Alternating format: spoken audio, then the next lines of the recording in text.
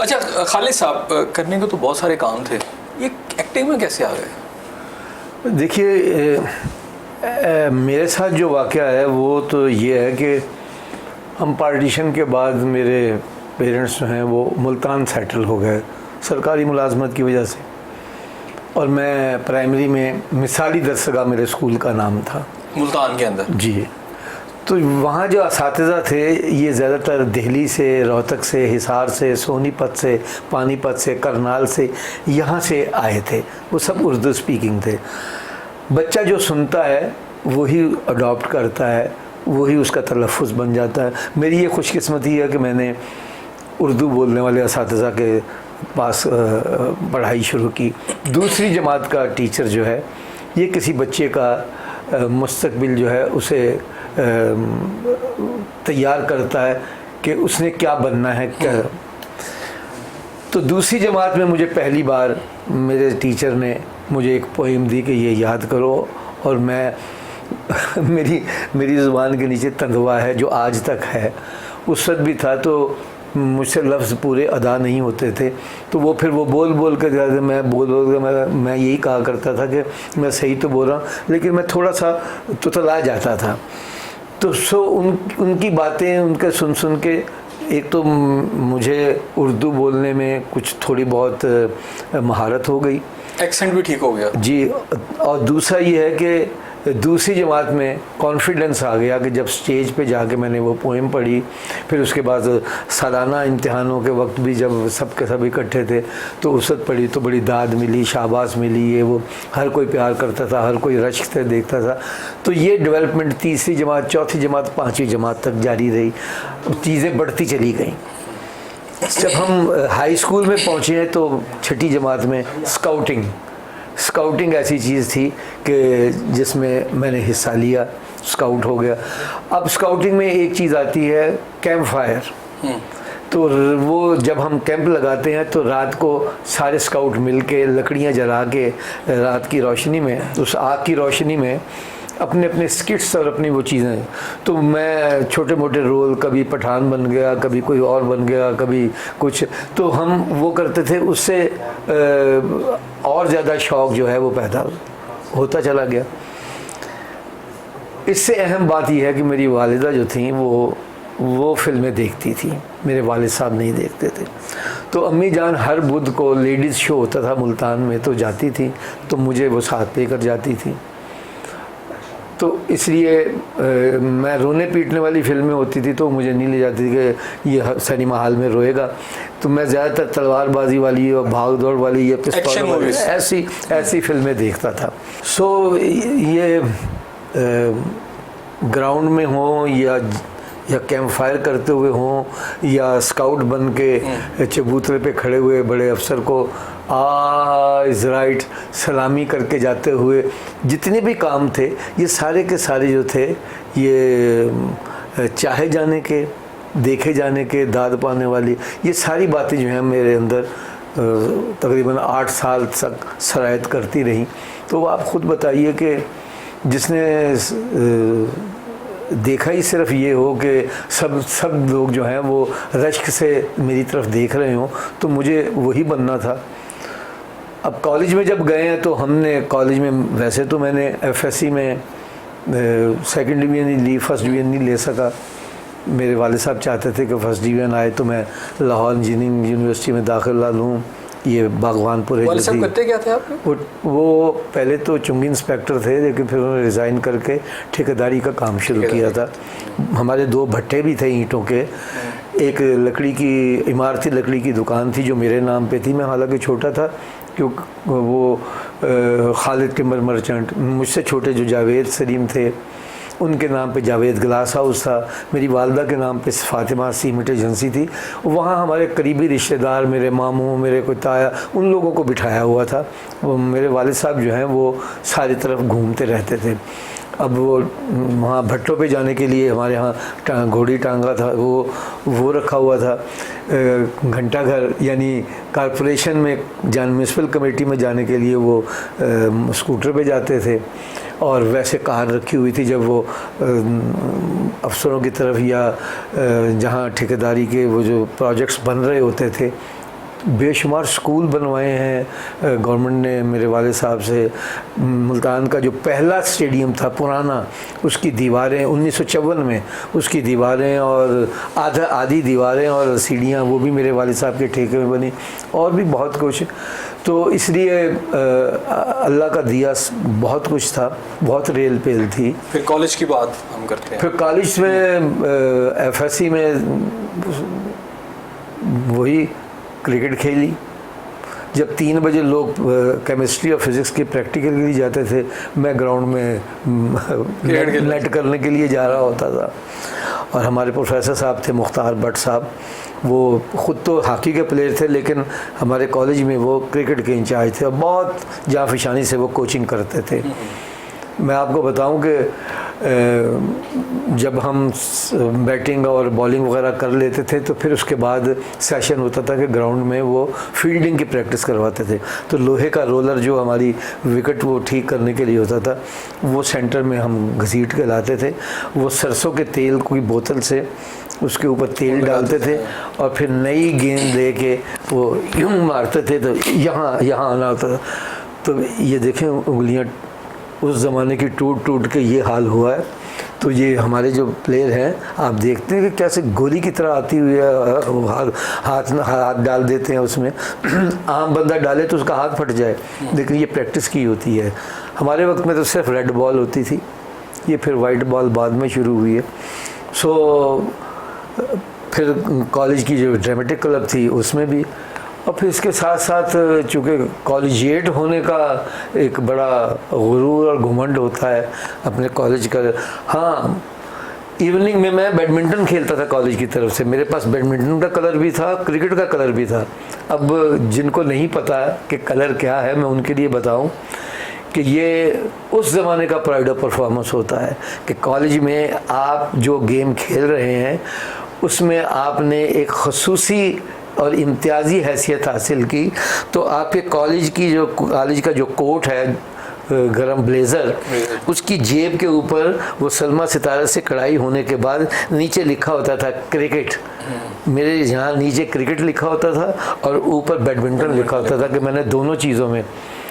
सो BS फिर उसके बाद फिर मैंने BSc की कि शायद मेरे वालिद साहब सोच रहे कि शायद ये फर्स्ट डिवीज़न ले ले, और मुझे पता था कि मैं इसमें भी नहीं लूँगा।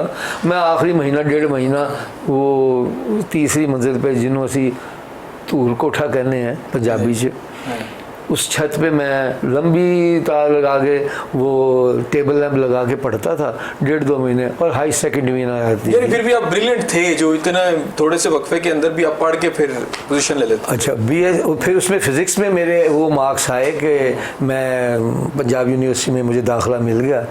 मैंने अब्बा जी से कहा तो उन्होंने कहा कि मैंने पता तू लाहौर पढ़न नहीं जाना होगा, तू उत्थे मुल्तान रोड के उत्ते जो स्टूडियो ने उत्थे चक्कर लगाने ने। और वो बिल्कुल सही कहते थे, क्योंकि कॉलेज में और कॉलेज के बाद जो 2-3 साल हैं उसमें हमने प्राइवेट तौर पे अपने पैसे जमा करके हमने ड्रामे करने शुरू किए।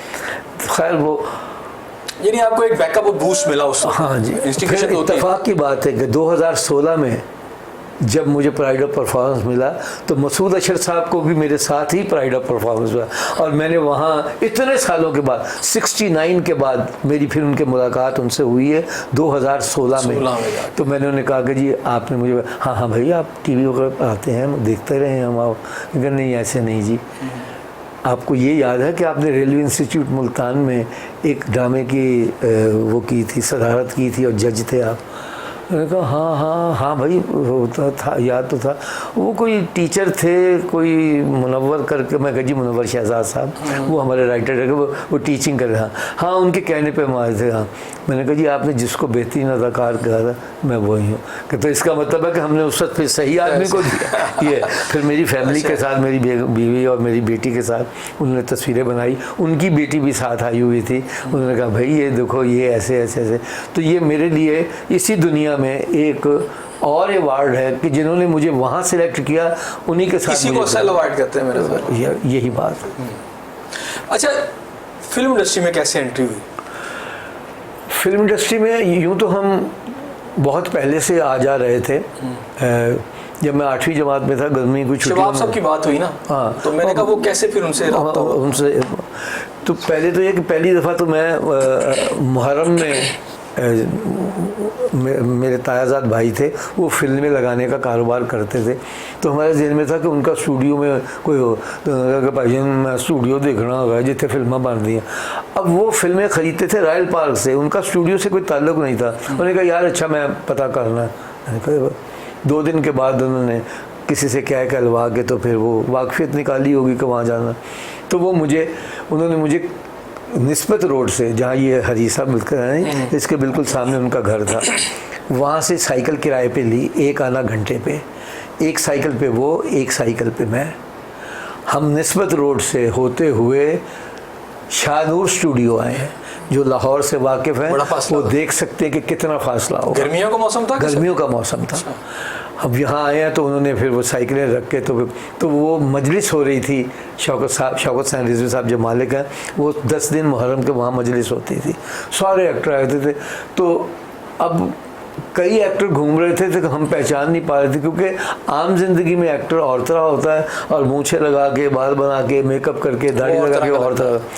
अब मेरी नज़रें जो थी वो रतन कुमार साहब को देख रही थी। अच्छा। क्योंकि उस दौर में लोग कहते थे कि जी तेरी शक्ल जड़ी है रतन कुमार ना मिलती है।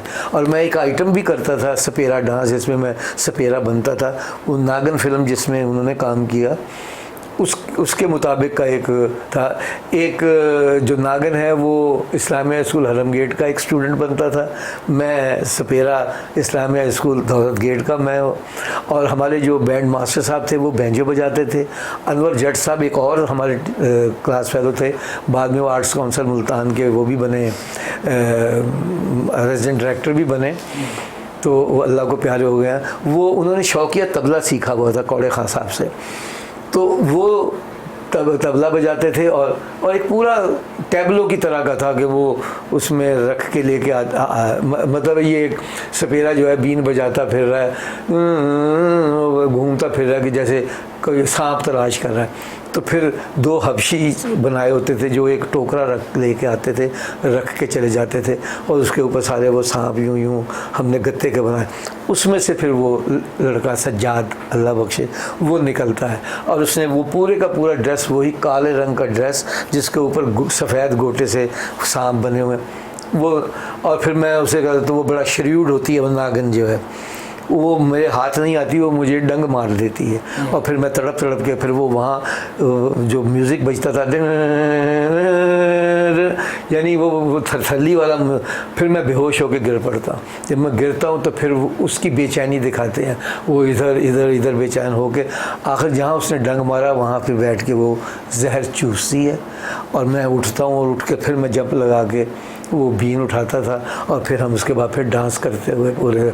और क्लब ये मैंने अयूब खान साहब के सामने 1960 में लाहौर में जैम्बूरी हुई, उनके सामने भी आइटम पेश किया। जनरल मूसा साहब कमांडर इन चीफ होते थे, वो भी एक दिन आए जम्बूरी में चीफ गेस्ट थे, उनके सामने भी किया। फिर आज़ाद कश्मीर के सदर थे वो, उनके सामने भी। और मुल्तान में चूँकि हम गिलानी साहबान के स्कूलों में पढ़े हुए हैं, उनके हर फंक्शन में ये आइटम ज़रूर होता था। अच्छा, लेकिन मैं दोबारा सबीर वो कनेक्शन वहाँ पे जोड़ता हूँ, स्टूडियो में लाता हूँ आपको। स्टूडियो में फिर आप आए साइकिल और ये अच्छा अभी वहाँ मैंने फिर जब सब तरफ देख लिया तो अचानक वहाँ देखा तो रतन कुमार साहब खड़े थे और उनकी हाइट इतनी थी, वो बच्चे फिल्मों में वो बचपन का रोल करते थे। खैर उसके बाद फिर पढ़ते तो आपको लगा कि आपसे शक्ल मिलती है उस वक्त? नहीं, वो जवान थे, मैं तो 8वीं जमात का बच्चा था। वो वैसे ही जैसे मतलब कल्ले बल्ले मोटे थे ये। फिर हमने 1964 से प्रैक्टिकली जमशेद नकवी साहब जो हैं डायरेक्टर अल्लाह बख्शे फौत हो गए हैं, ये भी मुल्तान से थे। उनके साथ हमारे एक और साथी जो इस वक्त रेडियो पाकिस्तान मुल्तान के नंबर 1 सदाकार हैं और पहले सदाकार थे, कैसर नकवी, उनकी अजीज़दारी थी। तो उनसे मिले तो फिर हमने उनसे फरमाइश की, तो हम वो दोनों दोस्त जो खालिद महमूद ख़ान साहब और मैं, हम उनके पास गर्मियों में आए, उन्होंने हमें स्टूडियोज़ दिखाए। फिर हम आहिस्ता हम वाकफियत करते थे। मुल्तान में इकबाल हसन हीरो जो थे वो मेरे स्कूल फेलो थे, कॉलेज फेलो थे, उन्होंने 2.5 साल वहाँ पढ़ा है। अब उनके भाई जो थे खुर्शीद साहब उनका ट्रांसफ़र हुआ था वहाँ, वो उसमें थे इंश्योरेंस कंपनी में, ये यहाँ पढ़ते नहीं थे तो उनके पास भेज दिया। तो हमारी दोस्ती थी क्रिकेट की वजह से भी, वैसे भी। वो गाहे बगाहे जब हम लाहौर आते थे मुलाकात रहती थी। तो एक फ़िल्म लाइन का बंदा ऐसा था जिससे हमारी दुआ सलाम थी। फिर जब मैं भाग के आया हूँ तो मैंने सबसे पहले दिल्ली मुस्लिम होटल अनारकली में कमरा लिया, काफ़ी पैसे थे। तो फिर कुछ दिनों के बाद मुल्तान से मेरे कुछ दोस्त आए, उन्होंने कहा तो इतना ठहरे हुए वहाँ, तो मतलब कब तक यहाँ ठहरेंगे ये? तो कहने कि साढ़े एक मुंडा इतने रहता उसे तुम कमरा लै देंगे। तो हम शाम नगर, जहाँ खान बाबा का पहला आबाई होटल होता था, उसके साथ जो सड़क जाती है शाम नगर, वहाँ सादत मंजिल होती थी। उसमें आज़म खुर्शीद साहब भी उसी में एक कमरे में रहते थे। तूर साहब इंजीनियर जो थे पीटीवी के, वो भी उसमें रहते थे। कमाल ईरानी साहब कराची से, उन्होंने भी एक कमरा लिया हुआ था। उसमें हमारा वो दोस्त तसद्दुक जो है वो रहता था। अच्छा, मुझे यहाँ छोटी सी ब्रेक लेनी है नाज़रीन, यहाँ छोटी सी ब्रेक लेते हैं। जब मैं ब्रेक के बाद वापस आऊँगा तो खालिद सलीम भट्ट साहब के साथ जो हमारी बातों का सिलसिला भी जारी है और टूट रहा है, इसे दोबारा से जोड़ेंगे। हमारे साथ रहिएगा।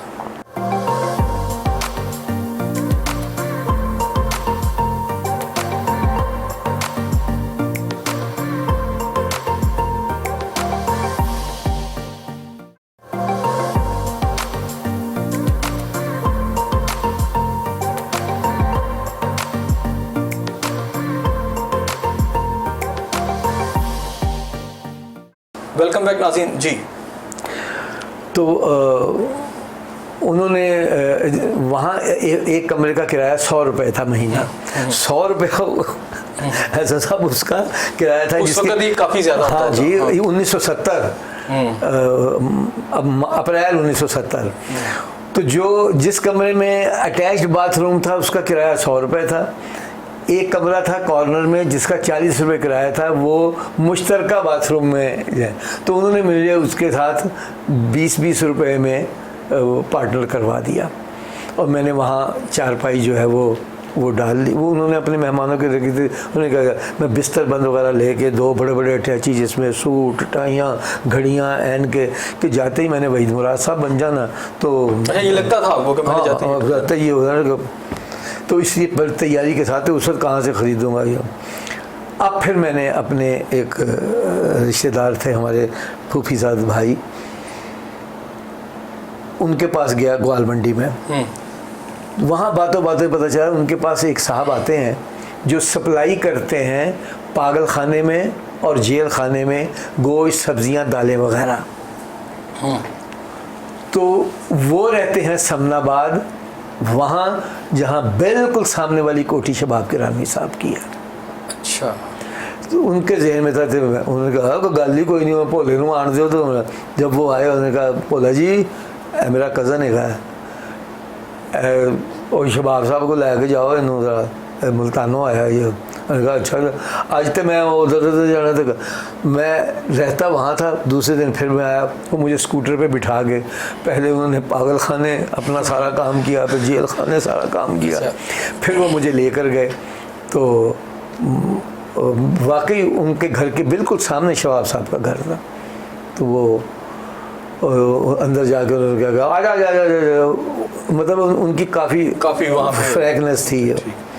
तो उनका लगा शबाब साहब है मुंडा आया बोथों मुल्तानों तो साढ़े अजीज़ ने उन्होंने कहा कहते हाँ भाई क्या करना है? मैंने कहा जी मैंने एक्टर बनना है।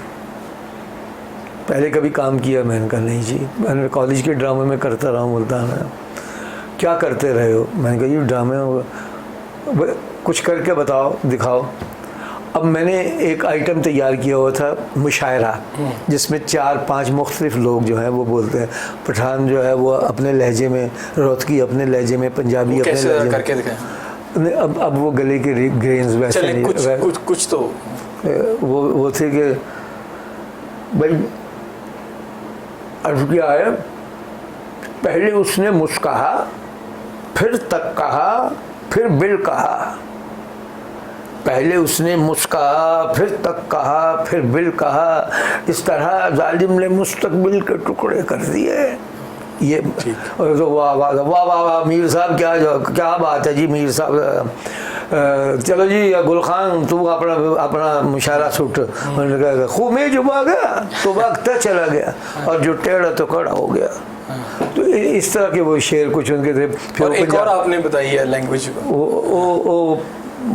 वो पंजाबी वाला जड़ा, वो पता नहीं वो कौन सा था, आप देखें 50-60 साल पहले की बात है। ठीक है। वो फिर बीच में एक आवाज़ आती थी, वो उनकी मीर साहब की बेगम की अंदर से, भैया दोस्तों को ऐसे ही तड़खाओगे कि वो मतलब उनके चाय पानी भेजो, उनका हाँ हाँ क्यों लेने आते हैं भैया।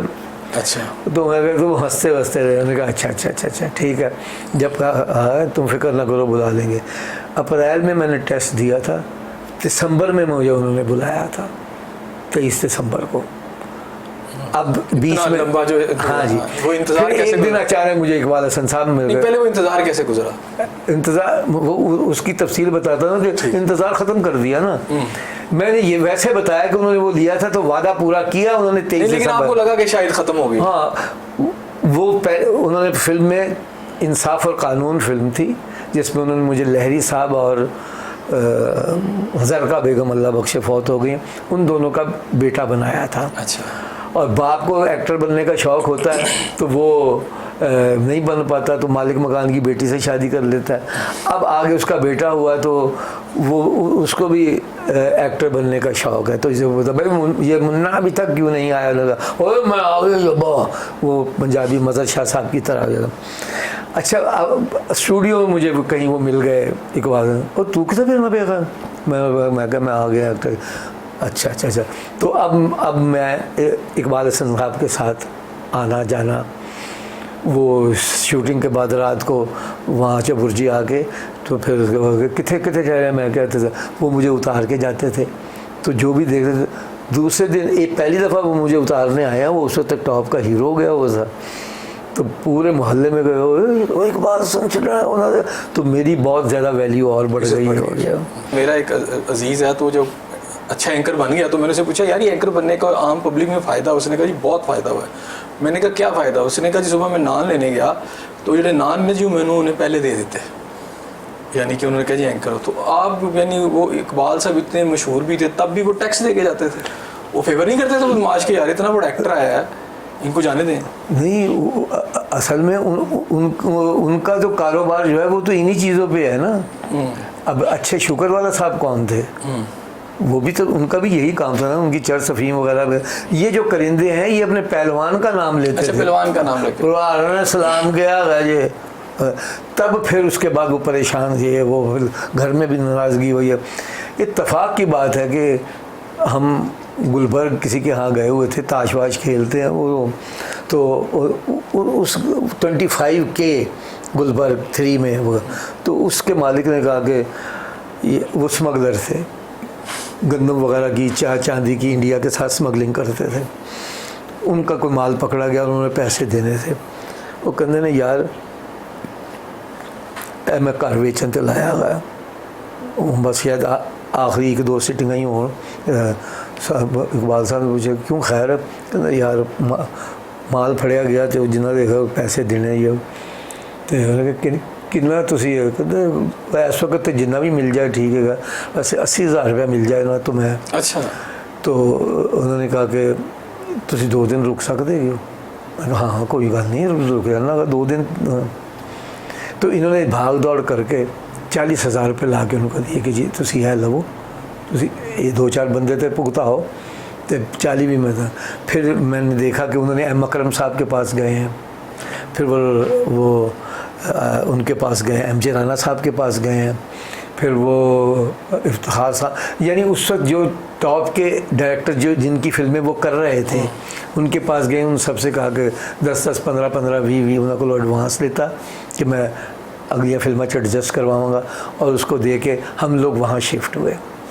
वहाँ उस गली उस घर तक जाने से पहले एस सुलेमान साहब भी वहाँ रहते थे और इलियास कश्मीरी साहब का भी वहीं घर। अच्छा, ये बातें तो चलती रही कि बीच में मेरा एक सवाल, फिल्म इंडस्ट्री, ड्रामा इंडस्ट्री आपने बड़ी एक अरूज भी देखा और आज भी देख रहे हैं, बड़े अच्छी एक्टिंग की है आपने, एक्टिंग की है, तो कोई स्कैंडल नहीं?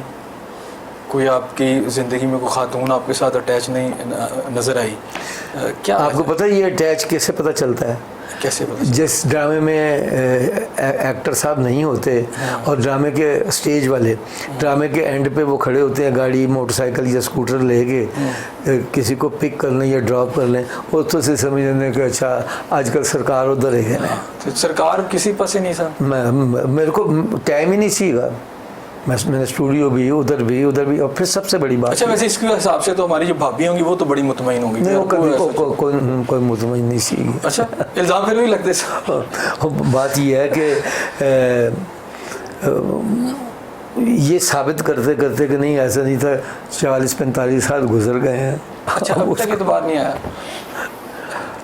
वो सच्ची ही है। अच्छा यानी कुछ ना कुछ तो ऐसी नहीं। हाँ वो उसके बगैर करेगा, लेकिन वो जो है ना लाना ले जाना या कोई किसी से वादे वईद करना ये वो, अब देखिए ये कह सकते हैं कि खूबसूरती के दिलदार। मतलब ये है कि वो अब मैंने सबसे पहले अखबार जहाँ के इंटरव्यू में भी कहा था, उन्होंने कहा जी आपको कौन अच्छी लगती थी? मैंने कहा जी किस फील्ड की? फिल्म की, टेलीविज़न की, थिएटर की, तीनों अलग अलग है ना। तीनों में मैं काम करता था।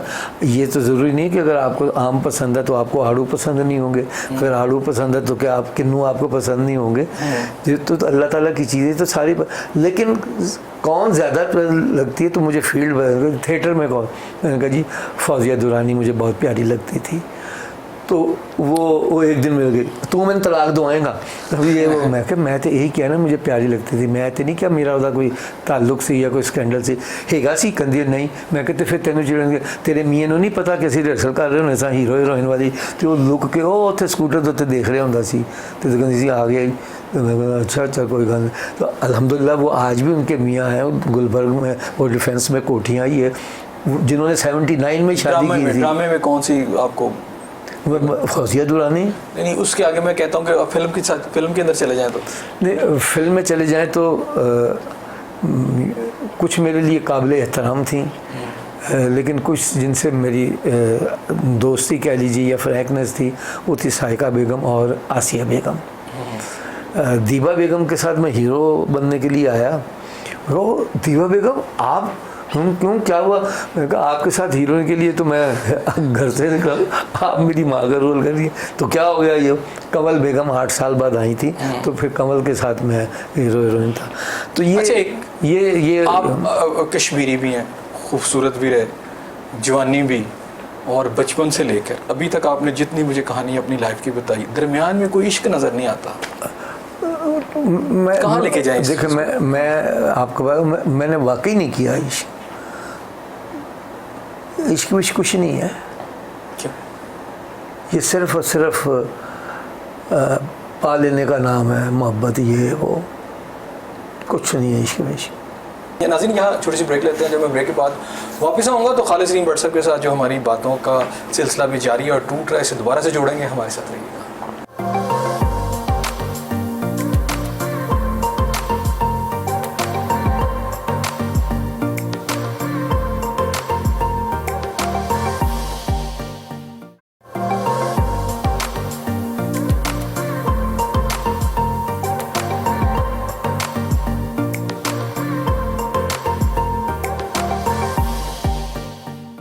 नाज़रीन प्रोग्राम में आपको एक दफ़ा फिर खुश आमदीद कहते हैं। अच्छा खालिद साहब, थोड़ा सा मैं चाहता हूँ कि आप डायरेक्टर कैसे बने, डायरेक्शन कैसे की, उसके बाद पीटीवी में एंट्री कैसे हुई? मैं इकबाल हसन साहब के साथ स्टूडियोज़ में आता जाता था, उनके साथ मुझे भी कुर्सी मूंढा जो भी है वो मिलता था। खाना भी डोंगे में आता था हमारे सामने। ये भी एक मिथ है कि डोंगे में का क्या मतलब, खाना तो डोंगे में ही होता है। नहीं, जो बड़े स्टार एक्टर्स हैं, जो बड़ी कास्ट है, उनको डोंगे में होता है। बाकी सारा स्टार वगैरह प्लेट में सालन डाल के तो हाथ में 2 रोटियाँ, चलो उधर बैठ जा, वो ऐसे ही होता था। सिर्फ हीरो हीरोइन और वो टॉप के जो लोग हैं उनके लिए ज़रा आगे सजाया जाता था। एक दिन इकबाल हसन साहब ने कहा यार खालिद मेरी टेडी शिफ्ट है। टेडी शिफ्ट एक्टरों की मसरूफियत की वजह से और काम की ज़्यादती की वजह से एक नई शिफ्ट निकाली गई कि जो 7 बजे से शुरू होती थी, 8 से 11 बजे फिर वो एक्टर जो है वो दूसरी जगह चला जाता था, जिसकी वजह से तो मोहम्मद अली साहब ने भी की है। इंसाफ और कानून सारी टेडी शिफ्टों में हुई है। तो इकबाल हसन साहब ने कहा कि यार मैं चलिया, तू वजह आराम कर, नाश्ता नुश्ता करके तो फिर आ जावी कि कितने कहते बारी स्टूडियो पिंड च गाना है। मैं अच्छा। मैं उसके बाद दोबारा सो गया, उठा हूँ कोई 9-10 बजे और मैं नाश्ता करके तो फिर मैंने रक्षा लिया। उस वक़्त 1 रुपये 12 आने लगते थे वहाँ से बारी स्टूडियो के। मैं सड़क पे उतरा हूँ तो ये जो अब जो मस्जिद वगैरह ये बनी, ये कुछ नहीं होता था, ये खाली वीरान सी जगह होती थी, लेकिन यूँ एल शेप में यूँ रास्ता जाता था और इस पूरे रास्ते पे दुनिया इकट्ठी हुई होती थी एक्टरों की एक झलक देखने को। अब एक्टर खुद हर जगह पे झक मारता हुआ नज़र आता है, टीवी पे वही है, फिल्म में वही है, ऐड में वही है, ड्रामे में वही है, टॉक शोज़ में वही है। इसलिए कोई ना स्टूडियो के बाहर कोई खड़ा होता है, ना उनको वो पजीराई हासिल है, ना कुछ है। स्टारडम ख़त्म हो गया हुआ है। तो अब मैं बड़ी शान से अपना मेरे तो जहन में भी नहीं है ना कि क्या होना है। जब मैं जाते जाते मेन गेट तक पहुंचा हूँ ना, तो अचानक आवाज़ आई है चौकीदार की, जो रोज़ सलाम करता था। हाँ जी बाबू जी किधर? मैं पीछे मुड़ के देखा कि क्यों कह रहे, तेनों पूछ रहे हैं भाई किधर? मैं कहा जी अंदर। अंदर किधर? मैं कहा इकबाल हसन। केड़ा इकबाल हसन? मेरे तो काटो तो बदन में लहूनी वाली बात हो गई। यूँ लगा जैसे चौक में पेंट उतर गई हो कि सारी दुनिया देख रही है। हालांकि मुझे कोई जानता नहीं, पहचानता नहीं। अपने तौर पे मैंने कहा कि ये तो बड़ी शर्मिंदगी है। मैं कहा यार इकबाल हसन साहब उन्होंने शूटिंग की है पिंड के अंदर। उन्होंने कहा कोई नहीं इतने की है, चल इधर हो जा, इधर हो। मैं कहा मेरी गल तो सुनया नहीं। इतने में अंदर से टें टें हारन की आवाज़ आई कि गेट खोल दो, गाड़ी बाहर जानी है। उन्होंने गेट खोला तो कुदरत खुदा की कि इकबाल हसन साहब की गाड़ी ही आई। KAK 4045 उसका नंबर होता था, आसमानी रंग की टोयोटा होती थी, कोरोना। जब मेरी नज़र पड़ी तो मैंने फ़ौरन मैं उसे अच्छी ड्राइवर को कहा, खाल साहब तुसी क्यों खड़ोते हो? मैं कहा यार भाजी कितने ने? अब वो इकबाल हसन साहब जिनको हम बाला कहते थे कॉलेज में भी, स्कूल में भी, वो फिर हीरो होने के बाद इकबाल साहब हुए, फिर पाची हुए, फिर जब उन्होंने हज कर लिया तो फिर हाजी साहब हुए। फिर हर कोई कहता सी हाजी साहब। मैं कहा भाजी कितने ने? वो तो पिंड जी शूटिंग कर। मैं क्या बाबा जी कदे ने कदी गए? तो उन्हें गाड़ी के अंदर से कहा बाबा जी जान दो भाजी के छोटे भरा ने, आ जाओ जी जाओ तानू किन्ने रोकना है। अब उसने मुझे अंदर जाने दिया और वहाँ से वहाँ तक का जो फासला है वो कुछ नहीं तो 4 फरलांग है मेन गेट से गांव तक का। मैं ये सोचता जा रहा हूँ कि मेरी तो न 4 महीने ये यानी अप्रैल से मैं उनको मिला हूँ, सितंबर आ गया है कि 4-5 महीने में पूरे स्टूडियो, सेनेटर स्टूडियो, एवेन्यू, बारी, ये वो उन्हें कित्थे नहीं गया। तो मेरी तो टगे की भी वैल्यू नहीं, मैंने तो कुछ जानता तक नहीं। मेरी तो ज़िंदगी के 8 महीने ज़ाया चले गए। ये सोचते मैं पहुँचा हूँ तो 3-4 शूटिंग हो रही थी। तो मैं कहा इकबाल हसन साहब की शूटिंग थी। उन्होंने कहा वो उधर नहर वाले पास है। मैं वहाँ गया हूँ तो वो आलिया बेगम के साथ गाना हो रहा था। मैं खलो गया तो वो शॉट दे के आया, हाँ भाई आ गया बैठ। तो कुर्सी पर बैठ गया। अब मैं खामोश हो तो की गल है, तबीयत ठीक है? मैं क्या हाँ। नाश्ता किया ही? मैं कहा हाँ किया। भाभी ना कोई गल हुई है? मैं कहा नहीं उन्होंने कोई। तो फिर चुप क्यों है? मैं क्या कुछ ही नहीं है। इतने में वो लड़का आ गया, आई साहब शॉट रेडी आ गया, बैठ थे मैं आना वापस। वो फिर शॉट देने चले गए। शॉट दे के आए तो वो होया कि ये दस तो सही यार। मैं कहा यार मैं नहीं एक्टर बनना। कहना क्यों की होया? मैं कहा नहीं बस मैं एक्टर नहीं बनना। कहना स्कूल च असीं तेनों देखना, असीं थल्ले बैठे होंदे सां, तू स्टेज ते काम कर रहा था, अज देख लै मैं हीरो हाँ तो तू बैठा। मैं कहा नहीं यह गल नहीं की। बस मैनू इन 8 महीनों के अंदर इन्नी जिन्नी शनाख्त भी नहीं मिली, कोई मैंने जानता तक भी नहीं था। मैं नहीं करना। कहता फिर? मैं कहा असिस्टेंट करना। वो खुद कैमरा असिस्टेंट रहे हैं पहले। अच्छा। हाँ जी। वो साथ एक्स्ट्रा एक सीन 2 सीन भी मिल जाते थे, कैमरे पे लगवाया था उनको। वो ट्रॉली भी खींचते थे, ये वो अभी फोकस पे नहीं पहुंचे थे। उसके भी 3 मरहले हैं कैमरे पे के, सिर्फ सामान चुप के खुलते रहना, अरे कटर फड़ा और मुंडा कटर फड़ा। फिर उसके बाद उस ज़रा सा एक स्टेप और ऊपर आता है, रेलिंग ट्रॉली वगैरह लगवाता है वो। फिर उसके बाद आता है कि वो चलानी शुरू करता है, फिर फोकस पे आता है, फिर एसोसिएट बनता है कैमरामैन कि जब ऑपरेटिव कैमरामैन कि फिर वो बैठ के लगा बड़ा कैमरामैन जब वो लाइट वाइट करवा के कहता शॉट ला भाई, तो उसके बाद उसने उसके साथ फॉलो करना ये ऑपरेटिव कैमरामैन। फिर उसकी किस्मत है कि उसको कोई फिल्म इंडिपेंडेंट दे तो वो कैमरामैन का सोलो टाइटल आता है। खालिद साहब चूँकि वक्त थोड़ा मैं चाह रहा हूँ कि कौन बताएं, फिल्म एक्टर की तौर पे पहली फिल्म कौन सी थी और फिर किस उसमें फ्यूचर क्यों नहीं इतना ज़्यादा आपका बना? जब मैं असिस्टेंट हो गया तो फिर धीरे धीरे तो सब एक्टरों से अलग से अलग हो गई, स्टूडियो में भी, एडिटिंग रूम में, उधर उनके ज़हनों से ये निकल गया कि एक्टर बनना आया हुआ। सबसे पहले मैंने जो कैमरे के सामने आया हूँ वो मैंने कमर्शियल फिल्म थी ज़िया बनास्पति, उसमें उन्होंने मुझे हीरो लिया। साइका बेगम हीरोइन थी और फरखंदा जो हमारे टीवी में काम करती है, ये बच्ची है, इसकी सालगिरह हो रही थी। 6 कंपटीटर थे, लेकिन चूँकि मैंने 2-3 महीने लगा लिए हुए थे, इसलिए मुझे स्टार्ट साउंड और म्यूज़िक का ये वो साम रिदम वगैरह का कुछ तजर्बा हो गया था। बाकी वो नए थे। अहमद रुश्दी साहब का गाना था तो उन्होंने कहा कि हाँ भाई, मैंने कहा जी इनसे पहले करवा दे। एक ने कहा उससे नहीं हुआ, दूसरे ने कहा, मतलब वो कोई शर्मीला था क्योंकि मुफ्त जो थे, मैं भी मुफ्त भरी था, लेकिन मैंने उस पर वो इतनी देर में याद कर लिया कि ये बोल क्या है। इसके नाम से वाकिफ़ हैं सब, पहले मैं बतलाता हूँ, ये ज़िया बनास्पति। ये सारे हॉल में जो मेहमान भी इकट्ठे हुए थे सालगिरह की वो शूटिंग के लिए, सब ने क्लैप वगैरह की है, तो मैं सिलेक्ट हो गया। तो मेरी पहले जो है वो लगी है कमर्शियल फिल्म। वो फिल्मों में, सिनेमा में सिर्फ चलती थी, कलर थी, सिनेमा में चलती थी क्योंकि टीवी वगैरह पे नहीं उसका था।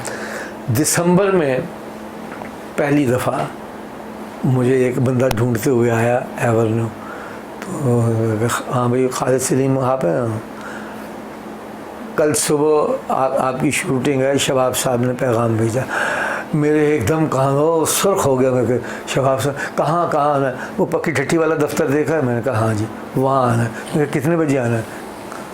कहते 6 बजे आना है। कहें सर्दियों के दिन कहते 6 बजे 6 बजे। मैं कहा अच्छा जी मैं आ जाऊँगा। अब मैंने जब असिस्टेंट हो गया था तो मैंने इकबाल हसन से कहा कि मुझे 3 रुपये कन्वीनियंस मिलती है आने जाने का किराया जब दिन शूटिंग हो, और 2.25 रुपये एक तरफ के लगते हैं रक्शे के। मेरे लिए अब मुश्किल है, मुझे 1 घंटा पहले अब होना है, मैं तुम्हारे साथ जाऊंगा तो मैं असिस्ट नहीं कर सकता। मैं जमशेद नकवी साहब बिल्कुल स्टूडियो के सामने क्वार्टरों में रहते थे। मैंने कहा मैंने उनसे बात की है, मैं उनके पास, और यार तेरा अपना घर है तू उन्हें छड़ गया। मैं कहा नहीं, उन्हें काम सीखना है तो फिर यही तरह ही सीखना है। तो मैं उनके पास वहाँ हैंड पंप था। 23 सुबह 5:30 बजे मैंने ठंडे यख पानी से सनलाइट साबुन के साथ सर धोया, कपड़े पहने और कप कपाते हुए शाहनूर के सामने से वो फ्लैट, वहाँ से पैदल मैं यतीम खाने से मिल्लत रोड वहाँ पहुँचा। मैं क्या 6 बजे बुला लिया इन्होंने, बनना ना बंदे की ज़ात होनी है। वहाँ गया तो लाइटें जल रही हैं, डब्बे, ये डब्बा जो है ना बुलान डब्बा, इसके अंदर सामान वामान रखा जा रहा था, ये वो सारे। मैं हैरान परेशान। वो टेडी शिफ्टों में काम हो रहा था तो 7 बजे तक वो सीनेटल पहुँचे थे ठोकर न्याज बेग। तो मैंने कहा हाँ भाई आ गए आप, चलो बैठो। अच्छा, ज़िंदगी एक्टिंग की हो या आम जिंदगी हो, सीखा क्या इससे?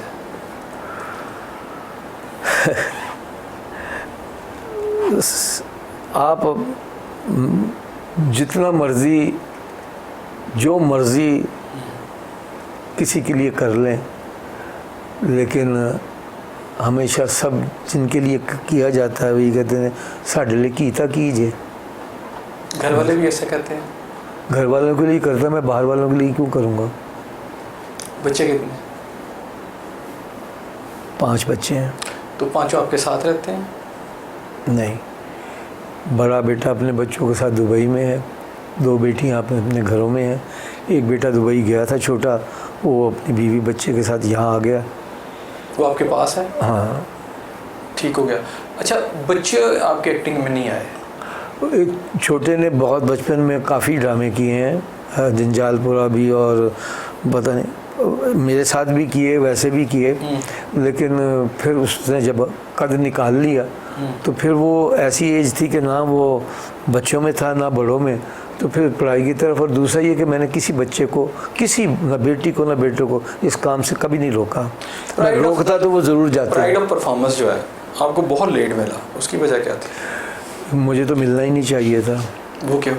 अगर वो ये देखा जाए कि कोई तुर्रम खान काम करता है तो उसको मिलता है, तो वो तो मैंने प्राइवेट सेक्टर में किया तुर्रम खानी वाला काम, जैसे आपने फरमाया लव लाइफ और लाहौर या जीटी रोड, या जो पीटीवी जो सरकारी इदारा है, उन्होंने तो मेरी नॉमिनेशन वगैरह भी नहीं की। ये नवाज़ शरीफ साहब ने अपने दौर में एक कमेटी बनाई थी 5 बंदों की कि ये देखो कि किस किस ने काम किया और अभी तक उसको मतलब उसका हक नहीं मिला। तो तब कि भाई इसको तो 46 साल हो गए हैं। तो मुझे फ़ोन आया था, और मुझे तो बताया भी सुहेल अहमद साहब ने था, और मुझे सराइकी की, क्योंकि मैंने पहली film as a director, writer director लिखी की भी थी सराइकी फ़िल्म। फिर मैं सराइकी सीरियल्स करता था मुल्तान की वजह से। जितने मैं एक दिन के पैसे लेता था उतने मैं पूरे सीरियल के ले लेता था। फ़र्ज़ किया कि मैं एक दिन का 20,000 लेता हूँ ना, तो मैं 15,000 रुपये ले लेता था पूरी सीरियल का, कि शायद इसी तरह मैं अपनी उस ज़ुबान की, जहाँ मैंने पला बढ़ा हूँ, जहाँ मेरी मिट्टी है, मैं उसकी खिदमत कर सकूँ। तो कुदरत ने मुझे सराइकी की खिदमत के सिले में और उसके पीटीवी के ड्रामे या स्टेज ड्रामे उसकी वजह से नहीं मिला, सराइकी की खिदमत के सिले में मुझे ये प्राइवेट सेक्टर में जो ड्रामे लग रहे हैं, क्या उसका लेवल है? क्योंकि हमारे यहाँ पर जो मौज़ूआत हैं, वो बहू जो है वो ससुर के साथ, वो जो है बीवी किसी के साथ, दोस्त की बीवी किसी के साथ, अब ये जो मौज़ूआत आगे उसमें बहुत ज़्यादा हमारे क्रिटिसिज्म भी हो रही है। क्या आपको लगता है कि इश्यूज़ जो हैं हमें ड्रामों में इस लेवल पर दिखाना चाहिए जिस तरह के हो रहे हैं? देखिए, चूँकि ये ज़्यादा देखने का रुझान जो है वो ख़वातीन की तरफ है, इसलिए वो उनके मिजाज के बनाते जा रहे हैं। दूसरी बात ये है कि जो पीटीवी का दौर था, एक ही चैनल था, you have to see that, खुशी से या मजबूरन आपको एक ही चैनल था वो देखना पड़ता था, रिमोट आपने नहीं देखा हुआ था। इसलिए आपको, मैं अगर आपसे पूछूं कि जी पीटीवी के मशहूर ड्रामे बताएं जिस बार, तो आप 10 नहीं तो 12 नहीं तो 15 उसके बाद रुक जाएंगे। लेकिन ये बताइए कि प्राइवेट सेक्टर आने से पहले क्या सिर्फ 15, 20 या 30 ही सीरियल अच्छे बने हैं, जबकि हर छमाही में 5 सीरियल 50 मिनट के और 5 सीरियल 25 मिनट के चलते थे, सैकड़ों हज़ारों। तो अच्छे ड्रामे या बुरे ड्रामे पहले भी होते थे, लेकिन उनका कंटेंट ऐसे ड्रामों वाला नहीं होता था। जो नहीं भी हिट हुए या नहीं भी पसंद किए गए, उनका कंटेंट ये वाला नहीं था जो जिसकी तरफ आप इशारा कर रहे हैं। पाकिस्तान के उभरते हुए स्टार जो हैं इस वक्त आपको ड्रामे और फिल्म इंडस्ट्री में कौन कौन से नज़र आ रहे हैं? ये तो चैनलों ने यार, मैं ना सके अपनी सीट मान लेती, चैनलों ने ये मले हुए हैं। तो जब ज़्यादा काम देंगे तो जब आप माफ़ी चाहता हूँ, जब 22 साल की स्टूडेंट के रोल में भी आप 40 साल की एक्ट्रेस को ही कास्ट करेंगे को आपकी मंजूर नज़र है, तो उसी को ज़्यादा मौका मिलेगा ना, फिर वही अवार्डों के लिए जाएगी, वही अच्छी लगने लगेगी। तो ये हर चैनल ने अपनी अपनी टीमें जो हैं वो बना ली हुई हैं, बाकी जो उनको अवेलेबल होते हैं वो। पाकिस्तान की फिल्म इंडस्ट्री जो है, जो कि असल हीरो, तब तो ज़्यादा ड्रामा आर्टिस्ट जो हैं आ रहे हैं, जो असल हीरो थे फिल्म के, आपके ख्याल में ख़त्म हो रहा है वो सारा सिलसिला, ख़त्म होने को? आप VCR का दौर वापस नहीं ला सकते, हम इंडस्ट्री का वो दौर वापस नहीं ला सकते, चला गया। जो पानी एक दफ़ा पुलों के नीचे से बह के चला गया वो दोबारा नहीं आता, वो समुंदर में मिल गया या किसी दूसरी नदी में या किसी और खेत में वो दे दिया गया, वो दोबारा नहीं आता। किसी से कोई शिकवा है? नहीं, मुझे शिकवा किसी से नहीं है, अपने आप से शिकवा है कि मैंने वो हरकत नहीं की जो इस काम के लिए होती थी। एक अभी रिसेंटली एक प्रोड्यूसर फौत हुए हैं फिल्मों के, जब उनके ससुर फौत हुए तो वो इंजीनियर थे, तो उनका बेटा कोई नहीं था, तो उनके दामाद ने आके संभाला। तो उसने कहा यार ये बहुत लच्चर फिल्में बनती हैं, राय साहब वाली फिल्मों के बारे में कत्ल वगैरह, मैं अच्छा मुझे कोई पढ़ा लिखा डायरेक्टर बताइए ये वो, और वो हो जो नई सोच वाला हो। तो कुछ लोगों ने कहा, मेरे ख्वाबो ख्याल में भी नहीं था, वो मुझ तक आए, मुझे उन्होंने डायरेक्टर लिया। एक दिन, 2 दिन, तीसरे दिन मैं गया हूँ तो मुझसे पहले एक और साहब वही बैठे थे जो राय साहब की फ़िल्मों के डायरेक्टर थे, और फिर बाद में शान की फ़िल्मों के हुए। अब वो मैंने उन्हें देखा तो मैं समझ गया कि ये इसीलिए किसी ने कहा होगा कि आपका डिस्ट्रीब्यूशन ऑफिस भी है, जड़ी चल रही है, जड़ी चीज़ चल रही है वो बनाओ, जो चलाना गैजेट है। ज़िंदगी का सबसे अच्छा लम्हा कौन सा था? जब मेरी बेटी पैदा हुई है सबसे पहले। और ज़िंदगी का सबसे दुखी लम्हा? वो उनकी तादाद बहुत ज़्यादा है। बहुत ज़्यादा है। किस काम से खुशी मिलती है? एक्टिंग करके। कोई प्रॉपरली मुझे 10 बजे कहे, मैं 10 बजे में 5 मिनट पे जब पहुंचूं तो सब अपने अपने काम की वजह से रेडी होता ही नहीं है। आज भी 2 बजे का टाइम दिया, एडिटर ही 2:45 बजे आया जिसने वो डबिंग करनी थी, और जिन्होंने बुलाया था उनकी नालायकी की वजह से मुझे दोबारा जाना पड़ा। किरदार है जो आप अदा नहीं कर सके अभी तक? हाँ, ये एक किरदार है, वो पहले टेलीविज़न पे बंद था, उसको करने की इजाज़त नहीं थी पाकिस्तान टेलीविज़न पे। फिर बड़ी स्पेशल परमिशन लेके काजल घर में खालिद अहमद साहब का लिखा हुआ था और सलीम साहब का डायरेक्ट किया था, वो रोल उसको अप्रूव करवाया गया। वो था अंधे का रोल। वो सुहेल अहमद साहब ने इतना अच्छा कर दिया कि मेरी अब ख्वाहिश नहीं है कि मैं ये करूं, क्योंकि उसमें जो मैंने सोचा था कि अंधे ऐसे ऐसे ऐसे कर दें, वरना हमारा फिल्म का अंधा जो है ना, वो तो राधा आ गई हो क्या, वो यूं ही करता रहता है। ये मैंने इतने अंधे देखे हैं, वो और जो मैंने सोचा। कैसे सोचा था जी? आपने कैसे? अंधा जो है ना, वो उसकी जब उसकी एक चीज़ कमज़ोर होती है या अल्लाह में, तो दूसरी जो है समात जो है वो बहुत तेज़ कर दी, उसकी हिस्स जो है वो और ज़्यादा, उसके सूंघने की और सुनने की ताकत ज़्यादा हो जाती है। तो वो गर्दन टेढ़ी करके कान उधर करके वो बात सुनता है। वो हीरो जब करेगा तो वो तो ऑड लगेगा, इससे जब कोई करेक्टर एक्टर करेगा ना तो उसमें आएगा, हाँ आ गई बेटा। तो चूँकि उसमें वो विलन का रोल कर रहे थे, इसलिए उन्होंने ऐसा अच्छा किया अंधे का रोल कि मैं क्या बस ठंड पै रही है। अच्छा बट सर, कोई पैगाम? मैडम नूरजहां से किसी ने कहा था कि जी ਜਿਹੜੇ नवियां सिंगर ते नवे कौम जी आ रही है जनरेशन, इनके लिए कोई समझ की बात कि मैं की कहनी है, इन्होंने सारियाँ समझा हुई ने। नाज़रीन, आपने हमारी बातें सुनी। प्राइड ऑफ परफॉर्मेंस अदाकार खालिद बड़सक के साथ इस प्रोग्राम का वक्त ख़त्म हुआ। इस दुआ के साथ कि अल्लाह ताला आपको अपनी रहमतों के साए में रखे। अपने मेज़बान एहसन ज़िया को इजाज़त दीजिए। अल्लाह हाफ़िज़।